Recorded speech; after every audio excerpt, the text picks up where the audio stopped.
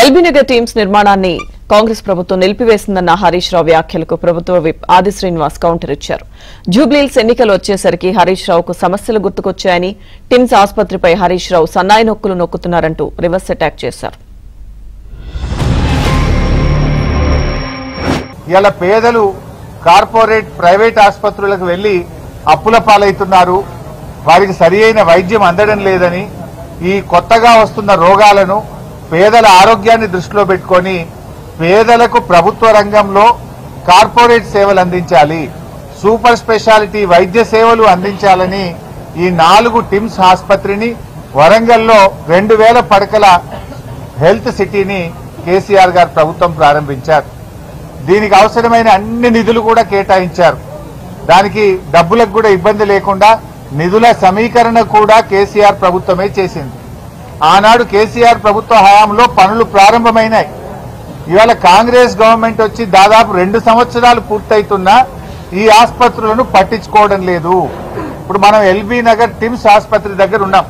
ఆనాడు భూసేకరణ చేసింది కేసీఆర్ ప్రభుత్వం, టెండర్లు పిలిచింది కేసీఆర్ ప్రభుత్వం, డిజైన్లు పూర్తి చేసింది కేసీఆర్ ప్రభుత్వం, నిధులు సమీకరించింది కేసీఆర్ ప్రభుత్వం.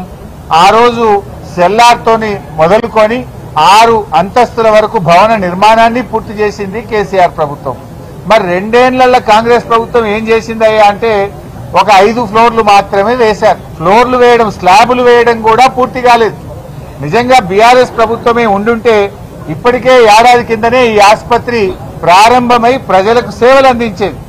జూబ్లీహిల్స్ ఉప ఎన్నికలు రాగానే హరీష్ రావు గారికి సమస్యలు కనపడుతున్నట్టుగా హైదరాబాద్ నగర ప్రజలను తప్పుదో పట్టించే విధంగా ప్రయత్నం చేస్తూ కొత్తపేట టిమ్స్ హాస్పిటల్ దగ్గర తన బీఆర్ఎస్ ఎమ్మెల్యేల ద్వారా ఏదైతే సమస్యను పెద్దదిగా చూపించే ప్రయత్నం చేస్తూ జూబ్లీహిల్స్ ఎన్నికల్లో పబ్బం గడుపుకోవాలనే ప్రయత్నం చేసేటువంటి ప్రయత్నం ఒక డ్రామాగా తప్ప, టిమ్స్ హాస్పిటల్ నిర్మాణం గత ప్రభుత్వం పదవీ కాలం పూర్తి కాకంటే 1 సంవత్సరం ముందు వాళ్ళు భూపూజ చేసిన సందర్భంలో మేము అధికారంలోకి వచ్చిన తర్వాత ఆ ఆసుపత్రి నిర్మాణాన్ని శరవేగంగా తీసుకొని ముందుకు పోయే క్రమంలో అధునాతనమైనటువంటి పద్ధతిలో నిర్మాణాలు, ఆపరేషన్ థియేటర్లు, వైద్య పరికరాలను సమకూర్చేటువంటి క్రమంలో ఓవైపు ఉస్మానియా హాస్పిటల్ మీ హయాంలో వరదల్లో చిక్కుకున్నప్పుడు